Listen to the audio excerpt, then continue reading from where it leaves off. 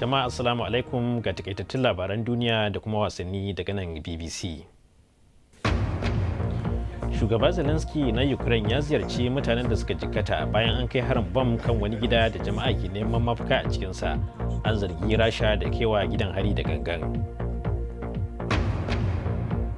Za ku ga hirar da muka yi da wani mutum da ya kwashe shekaru fiye da 50 yana aikin kula da zakuna a gidan zoo a jihar Kano da ke arewacin Najeriya. Shugaban kasar Ukraine Vladimir Zelensky ya ziyarci mutanen da suka tsira daga wani harin bom ɗin da aka kai kan wani gida a birnin Mariupol da aka yi wa ƙawanya. Jami'ai sun zargi kasar Rasha da jefa bom a gidan da gangan, inda ake tunanin ɗaruruwan mutane na neman mafaka a cikinsa a ƙarƙashin ƙasa.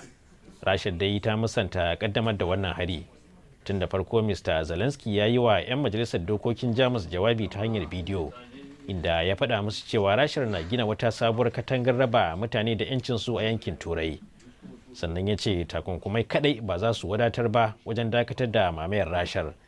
Ya kuma tunawa Jamusawan laifukan da 'yan Nazi suka aikata a ƙasar Ukraine. Yana mai cewa ana rusa ƙasarsa a karo na biyu a cikin shekaru 80. Але ви ніби знов за стіною. Так, не Берлін. Tamkar ka sake kasancewa ne a bayan bangon. Ba katangar Berlin ba ce, katanga ce a tsakiyar Turai tsakanin 'yanci da bauta. З кожною бомбою, яка падає, Kuma wannan bango yana ƙara girma, yayin da Rasha ke jefa kowane bam a Ukraine da kuma ƙin ɗaukar duk wani mataki da zai kawo zaman lafiya. хоча може допомогти. To shugaba Putin na Rashar dai ya sake bayyana cewa takunkuman kasashen yammacin duniya na yi wa tattalin arzikin ƙasarsa mummunar illa. Amma ya faɗa wa ministocin gwamnatinsa cewa mamayar da Rashar ta yi wa yankin Crimea shekaru 8 da suka gabata ta yi wa tsibirin amfani. To a baya-bayan rundunar sojin leƙen asirin Birtaniya kuwa ta bayyana cewa mamayar Rashar ba ta yin nasara sakamakon bijirewar da Ukraine ke yi. Sai dai yakin na yi wa Ukraine ɗin matuƙar illa.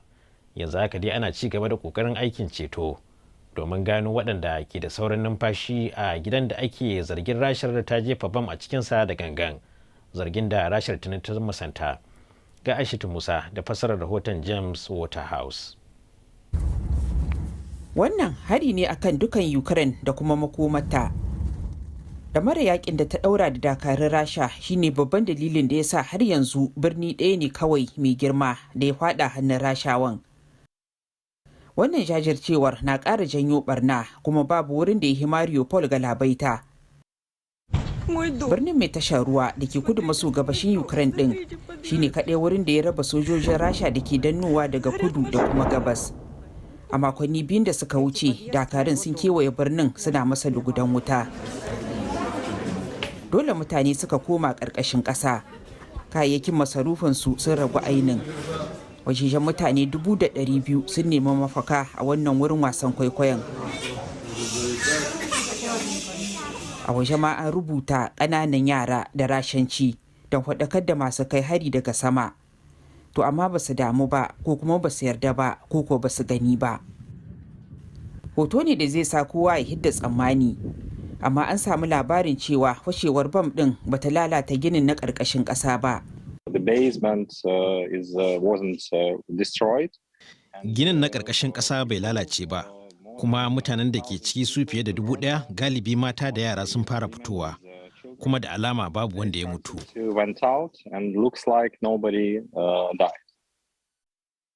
Rasha ta musanta kai harin. A maimakon haka ta ɗora laifi akan 'yan kishin ƙasar Ukraine ba tare da ta nuna wata shaida ba. Ana kuma zargin Rashar da ci gaba da kai hari akan hanyoyi inda aka yarjejeniyar dakatar da buɗe wuta ta wucin gadi. Житлові райони без будь-яких військових об'єктів. Suna lalata komai da komai ba ƙaƙƙautawa, kuma sun hana isar da duk wasu kayayyakin jin ƙai zuwa birnin namu da ke killace. Вантажу у наше заблоковане місто. Kwana 5 a jere, sojojin Rashar ba su daina buɗe wuta ba, don dai su hana a ceto mutanenmu. порятунок для наших людей.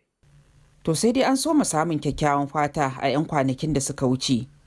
Hukumomi sun ce mutane fiye da 30,000 sun hice, to amma har yanzu akwai 400,000 da suka rasa nayi. Ana jin cewa adawar da ake nunawa a Mariupol ita ma tana raguwa. Sauran yankunan Ukraine za su sa ido tare da tababa game da makomarsu idan har wannan birnin ya faɗa hannun Rasha. To madalla za ku iya samun wasu bayanai kan wannan labarin da ma wasu a shafinmu na intanet wato bbchausa.com wanda za ku iya samu a wayanku na salula. Yanzu kuma ga wasu labaran duniyar. A ƙasar Mozambique mutanen da suka mutu daga wata mahaukaciyar guguwa sun kusan kaiwa mutum 50. Mahaukaciyar guguwar ta yi wa dubin dubatar mutane illa tun daga makon da ya gabata da ta afkawa ƙasar. An ba da rahoton rushewar gidaje akalla 3,000. Hukumar kai agaji ta ƙasar ta ce za ta taimakawa waɗanda lamarin ya shafa. Koriya ta kudu kuwa ta ba da rahoton cewa ana samun sabbin mutum fiye da 600,000 da cutar corona ke kamawa a kowace rana. A kwanaki 7 da suka wuce dai kasar ta yi ta samun karin sabbin masu fama da cutar fiye da kowace ƙasa a faɗin duniya.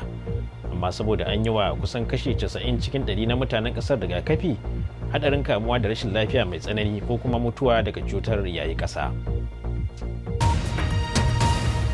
To wani mutum da ke kula da namun daji a jihar Kano da ke arewacin Najeriya ya bayyana irin daɗin da yake ji wajen gudanar da ayyukansa.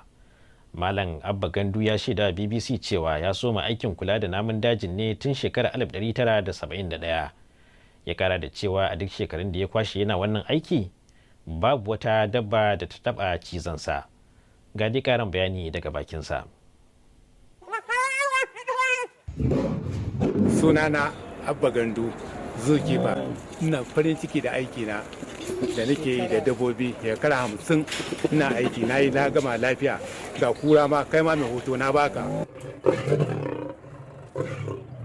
Wato a lokacin da a 1971 da nan duk gonakin iyayenmu ne ba tare da sai aka zo aka yi wannan gidan zu. To da aka wannan gidan zu shine aka dauke mu maimakon tunda an karbe mana gurare shine aka dauke mu muke aiki. Na fara aiki a nan tun 71 har na ritaya a 2006 shine a lokacin da na ritaya. A lokacin sun dauke ni aiki ina matsayin na zookeeper har a lokacin da na bari. Ina farin ciki kwarai saboda abin ina da sha'awar abin. Wannan sha'awar ma ciyar da dabbobi abu ne wanda nake ina jin daɗin aikin da nake da ciyar da dabbobin da su kwarai da gaske. Saboda duk ina tafi suna raina saboda ina bintikar sha'awar abin aikin da su sun zama ne kamar yan uwana ne ma su wanda dabbobi tun ina yaro a cikin su na taso nake aiki da su tun 1971 saboda haka ina har yanzu kuma ina da sha'awar aikin sosai da su kuma ina jin daɗin aiki da su don ina ci gaba kwarai na kuma ci gaba ni nan har rayuwata ma nan ina da mata biyu ina da 'ya'ya 8 su kan suna farin ciki tunda ina so sun ga kuma ba cutuwa nake ba na ga bambanci wanda ko ba sa ci ko a'a sun ci sun wani damuwa to zan je in samu shugaba in gaya masa to wannan gashi ba sa cin abinci ko a'a da wani rahin lafiya a jikinsu amma in dai suna ci naga sun zo sun cinye sai abin to ina farin ciki sosai na san lafiya suke ba wani matsala in ba su lafiya ni ma ina damuwa don ko bacci ne abin da yake da na farka abin da yake tuna kenan. Kullum tayi daga gida karfe 8 ina gurin aiki in na zo na duba su na ba su abinci kenan na aiki na yin tayin koma gidana. A 1974 shine kadai wanda yake wannan birin idan ya kwashe a hannu amma ban da wani tun da fara aiki da ba taba cizo na ba haka yanzu. Tom Madalla za ku samu dukkanin waɗannan labaran ne kuma a shafinmu na intanet wato bbc.com/hausa za ku iya tafka muhawara akan dukkanin labaran da ma wasu a dandalinmu na muhawara da mai sayar ra'ayi wato BBC Hausa Facebook. Karshen shirin kenan Ibrahim Mijin yau ne ke cewa mu kwana lafiya daga nan London.